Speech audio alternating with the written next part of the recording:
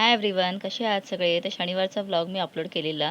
तर त्याच दिवशी इव्हनिंगमध्ये इथे सुमितच्या गाडीमध्ये मस्त एकदम छान राऊंड वगैरे मारल्यानंतर दुसऱ्या दिवशी आता शूट केलं. तर सावजी आमचे ना मस्त पूजा करतात आणि सावजी एवढी सुंदर पूजा करतात ना की बघावंसंच वाटतं. सो आता इथे ना समोरची बिल्डिंग आहे ना तिथे एक माकड जे आहे ते बिचारं तिथे असं अडकलेलं आणि ते वर खाली करत होतं बराच वेळ, पण त्याला कुठून जायला कळत नव्हतं काय माहीत. आणि मला वाटतं ते फॅमिलीपासून लांब झालं असेल आणि हे लहानच होतं, म्हणजे अगदी मोठं नव्हतं, पिल्लूच होतं. तर बराच वेळ मी बघत होती की कुठे जाते काय, पण ते तिथेच बसून होतं. आणि पाऊस पण लागलेला ना, तर मला ना खरंच स्वतःपेक्षा त्याचीच काळजी वाटत होती की बिचारं फॅमिलीपासून लांब आहे, तर त्याला कसं जमेल आता, तो कधी त्यांना भेटेल वगैरे.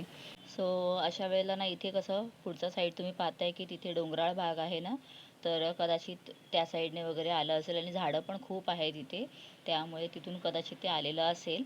सो इथे ताईने पण ना झाडं लावलेली आहे. त्यात तुळशीचं झाड एवढं सुंदर आणि छान झालेलं आहे. ताईला ना अशा प्रकारे सजावट वगैरे खूप आवडते. फ्रंट डोअरला पण तिने खूप सुंदर सजवलेलं आहे आणि इथे सुद्धा तिने छान सजवलेलं आहे. आणि नेहमी आली ना की मला असं वाटतं की त्याचं शूट करावं, आणि आज मी शेवटी केलंच. आणि इथे पहा वडाचं झाडसुद्धा लावलेलं आहे तिने, खूप मस्त, ते पण छानच वाढलं आहे. म्हणजे ओव्हरऑल ना एकदम मस्त हरियाली झाली आहे बाहेर. आता ताई बनवते स्वयंपाक. आणि ना इथे ताईकडे आज मस्त आमचं गटारी होणार आहे, कारण ताईने मस्त एकदम वजरी बनवलेली आहे. आणि मला कमेंट करून सांगा कोणाकोणाला वजरी खायला आवडते. तर मस्त एकदम छान इथे आमचं जेवण वगैरे झाल्यानंतर ना ताईला सांगितलेलं मी की मला जरा झाडं वगैरे काढून दे, कारण तिच्याकडे तुळशी खूप छान आलेली.